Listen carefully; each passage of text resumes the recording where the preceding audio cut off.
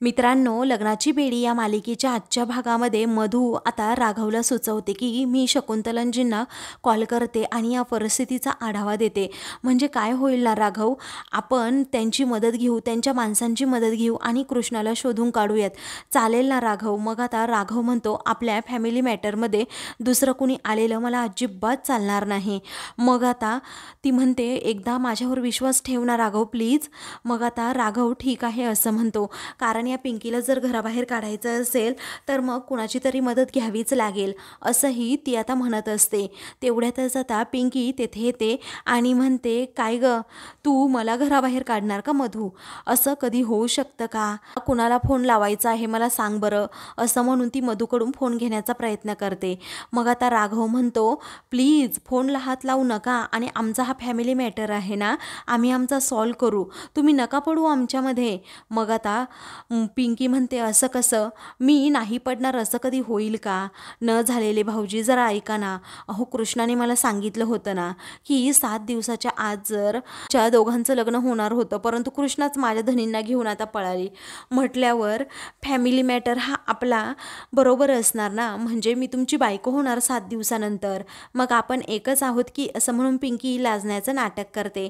तेव्हा मधूला खूपच राग येतो. पिंकी आता काही वेळानंतर तिथून उठते आणि म्हणते की आपली टेक्नॉलॉजी एवढी पुढे गेली आहे ना की या अंगठ्याचा वापर असा होईल ते आपल्याला माहीतच नव्हतं.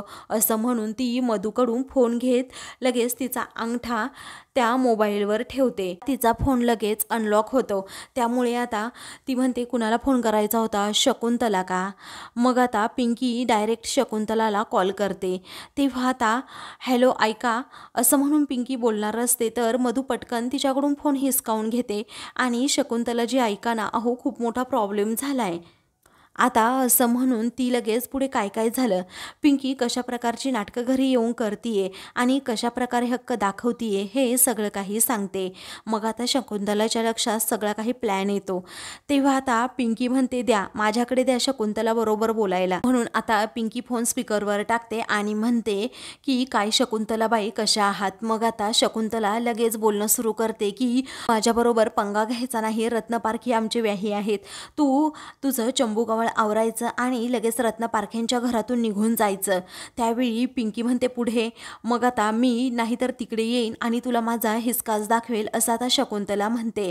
कारण तू रत्नपारख्यांच्या घरी गेलेली, तिथे राहिलेली, हक्क दाखवलेले मला आवडणार नाही. मी तिथे येऊन तुझी चांगलीच रसभराई करेन असं म्हणून आता शकुंतला चिडते. मग आता पिंकी म्हणते, झालं का तुमचं बोलून शकुंतलाजी? मग आता शकुंतला विचारते, नक्की आहेस कोण ग तू?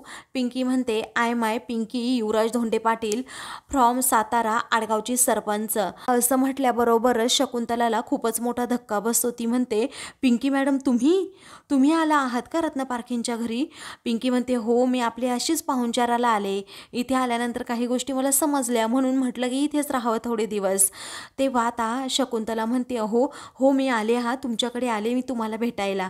अहो आले काय, अहो निघतेच आता. असं म्हणून शकुंतला आता खूपच घाबरते आणि मग लगेच फोन ठेवते. आता राघव आणि मधू हे खूपच घाबरतात की शकुंतलासारखी बाई ही पिंकीला घाबरली म्हटल्यावर हिच्यामध्ये नक्कीच काहीतरी तथ्य आहे, हिच्या बोलण्यात तथ्य आहे. तेव्हा पिंकी आता मधूचा फोन तिच्याकडे देऊन टाकते आणि म्हणते, कसं आहे ना, मी आपली एक्साइटमेंटमध्ये सांगायची राहून गेले की माझा इंट्रो करून द्यायचाच राहिला, आता फुल फॉर्ममध्ये इंट्रो करून देते. असं म्हणून पिंकी म्हणते, मी पिंकी युवराज धोंडे पाटील, आडगावची सरपंच आणि साताऱ्याची आमदार. असं म्हणून पिंकी आता फुल फॉर्ममध्ये तिचा इंट्रो करून देते. त्यावेळी मधू आणि राघवला धक्काच बसतो. आता मधू ही आश्चर्याने विचारते, तू आमदार आहेस? मग आता पिंकी जागेवरून उठते आणि राघवकडे न पाहताच ॲटिट्यूड दाखवत तेथून जाते. मग आता मधू ही राघवजवळ जाते आणि म्हणते, अरे राघव तुला समजतं का, ही बाई ना तिच्या पोझिशनचा फायदा घेतीये, ती आपल्याला या ट्रॅपमध्ये अडकवतीये. पण तू काळजी करू नको, शकुंतला जी येत आहेत ना ते सगळं काही नीट करतील. ती आता अगदी राघवच्या जवळ जाण्याचा प्रयत्न करते. तेवढ्यातच पिंकी पुन्हा तेथे येते आणि मधूसमोरच काठी पकडते. त्या दोघांच्या मध्ये काठी पकडल्यामुळे आता मधूला खूपच मोठा धक्का बसतो आणि ती प्रचंड घाबरते. तेव्हा मधू म्हणते, हे काय आहे आता राघव? राघव म्हणतो, मिसेस पिंकी युवराज धोंडे पाटील, नीट वागा. त्यावेळी आता पिंकी म्हणते, कसं आहे ना न झालेले भाऊजी, मी माझी व्यवस्थितच वागते, परंतु ही बया बघा ना कशी वागते. असं म्हणून ती मधूला विचारते, काय ग तुझं यांच्याबरोबर लग्न झालंय का? त्यावेळी आता मधू म्हणते, नाही. मग आता पिंकी म्हणते, मग मी आल्यापासून बघतीये सारखं आपलं त्याच्या अंग चाटीला जाते. काय हो न झालेले भाऊजी, तुम्हाला हे चालतं का? असं म्हणून ती मधूचा पार पाणोतरा करून टाकते आणि म्हणते की परपुरुषाबरोबर बोलताना नेहमी डिस्टन्स ठेवायचं असतं. एवढी साधी गोष्ट कळत नाही का?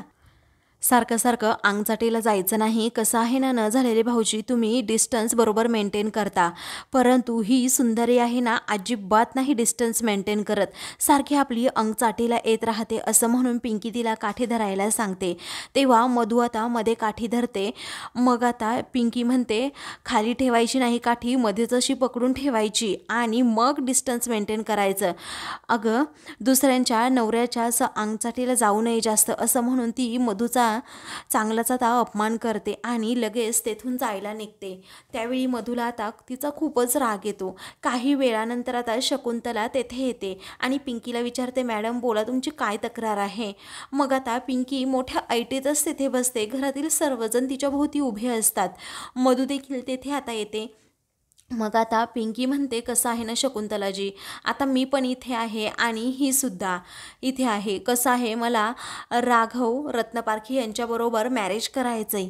आता तुम्हाला बोलायचं ते बोला, असं आता पिंकी म्हणते. त्यावेळी शकुंतला म्हणते की कसं आहे ना मॅडम, अहो सकाळी तुम्ही हॅलो केलं नाही समोरून, मला वाटलं दुसरंच कुणीतरी आहे, म्हणून मी तुम्हाला काही बीही बोलले असेल तर मला माफ करा. आता शकुंतला सुद्धा पिंकीला घाबरते. हे पाहून आता रत्नपारखींना मोठा धक्काच बसतो. अहो तुम्ही मेमरीतून सर्व गोष्टी डिलीट करून टाका. पिंकी म्हणते, हो मी डिलीट करून टाकते, परंतु यांचं काय? मग आता ती कुणाबद्दल बोलते तर मधूबद्दल, कारण मधूसुद्धा खूप काही तिला बोललेली असते. त्यावेळी तिने लहान तोंडी मोठा घास घेतला असेल, परंतु त्यांनाही माफ करून टाका. कसं आहे ना, त्यांना एवढी अक्कल नसते.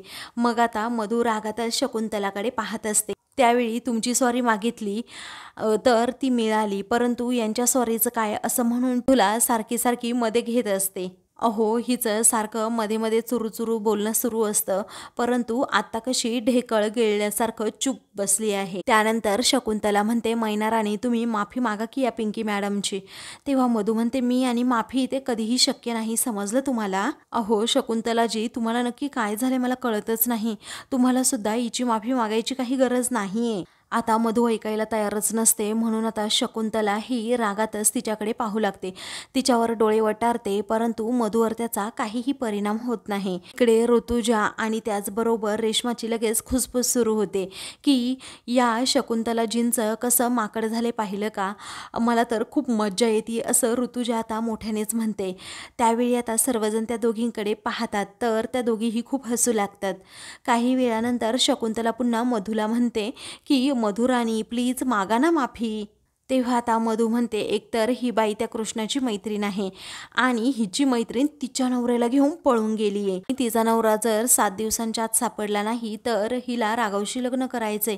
काय संबंध काय हिचा राघवशी लग्न करण्याचा, सांगा बरं शकुंतलाजी. तेव्हा आता राघव म्हणतो, इथे काय खेळ सुरू आहे का? कुणीही उठून माझ्या घरात यावं आणि मला म्हणावं की मला तुमच्याशी लग्न करायचंय, हा खेळ सुरू आहे का? बोला बरं. आणि तुम्हाला तर कळायला हवं ना आमदार पिंकी युवराज धोंडे पाटील, अहो एखाद्या व्यक्तीकडे जोपर्यंत पुरावा सापडत नाही तोपर्यंत त्या व्यक्तीला गुन्हेगार ठरवता येत नाही. आणि तुम्हाला माहीत आहे का, कृष्णा तुमच्या नवऱ्याला घेऊन पळून गेली आहे. जर तुमच्याकडे पुरावे असेल ना तरच बोला, त्यामुळे सारखं सारखं कृष्णावर आरोप करणं देखील बंद करा. त्यावेळी पिंकी आता राघवजवळ जाते आणि म्हणते, काय हो न झालेले भाऊजी, तुम्ही कृष्णाच्या नावाची तर जपमाळच लावली आहे. मी आल्यापासून पाहते नुसती कृष्णाची साईड घेऊन बोलताय. असं म्हणून ती मधूकडे जाते आणि म्हणते, सारखं पुढे पुढे करणाऱ्या बाई, तुम्हाला काय म्हणायचंय? जर माझी कृष्णा म्हणजे माझी पास्ट 10 मधली मैत्रीण इथे आली, तुम्ही तिला काही जाब विचारणार आहे का? त्यावेळी तुला काय करायचंय असं मधू विचारते. मग आता मला बॅलन्स शीट टॅली करायची असं पिंकी म्हणते. तेव्हा मधू आणि पिंकीमध्ये आता वाद होणार असतात. तर शकुंतला म्हणते, मॅडम तुम्ही या ना, इथे बसा ना, असं म्हणून ती पिंकीला त्या झोक्यावर बसायला सांगते. पिंकी मोठ्या ऐटीतच तेथे बसते.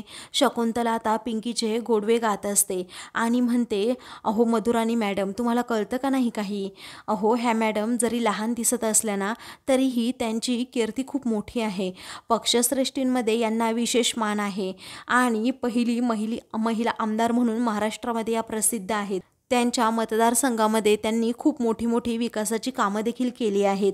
त्यावेळी आता मधू म्हणते, त्याचं मी काय करू? मग आता शकुंतला म्हणते, त्यांची माफी मागा. तेव्हा मधू म्हणते, ठीक आहे, असं म्हणून ती सॉरी म्हणते. पिंकी आता 2-3 वेळा तिला म्हणते, काय म्हणालात, ऐकायला नाही आलं. आणि कसं असताना वराती मागून आलेल्या घोड्याला कुणी कुत्रंसुद्धा विचारत नाही. असलं जबरदस्तीचं उरावर दगड ठेवल्यासारखं सॉरी अजिबात ही पिंकी ॲक्सेप्ट करत नाही. त्यावेळी मधूला आता खूपच राग येतो. तर घरातील सगळेजण पिंकीकडे खूप रागात पाहत असतात. मग आता शकुंतलाच बाजू सावरते आणि म्हणते, आता ऐका ना आमदारीनबाई, पिंकी मॅडम, अहो आता यांनी मोठ्या मनाने माफी मागितली ना, तुम्ही ती ॲक्सेप्ट करून टाका. पिंकी म्हणते, नाही नाही शकुंतलाबाई, अजिबात मी ॲक्सेप्ट करणार नाही त्यांची माफी. आता मध्ये मध्ये करणाऱ्या या राणीला पनिशमेंट द्यायची वेळ आली आहे. आता असं म्हटल्यावर सर्वांनाच खूप मोठा धक्का बसतो. तेव्हा रुक्मिणी आता चवताळूनच पुढे येते आणि म्हणते की तुमचं आता अति होतं या, तुम्ही माझ्या घरातील माणसांना शिक्षा देणार असं? तेव्हा आता पिंकी म्हणते, अहो असं का बोलताय, जेव्हा तुमच्या घरातील माणसं माझ्यावर धावूनच येत होती पार, तेव्हा तुम्ही कुठे गेला होतात मग? शकुंतला आता पुन्हा त्या दोघींची भांडणं मिटवते. आता शकुंतला सारखीच रिक्वेस्ट करू लागते की प्लीज अहो मॅडम तुम्ही माफ करा यांना. पुढे आता पिंकी वैतागूनच म्हणते, मला हिचा चेहरासुद्धा बघायचा नाही, हिला दूर घेऊन जा.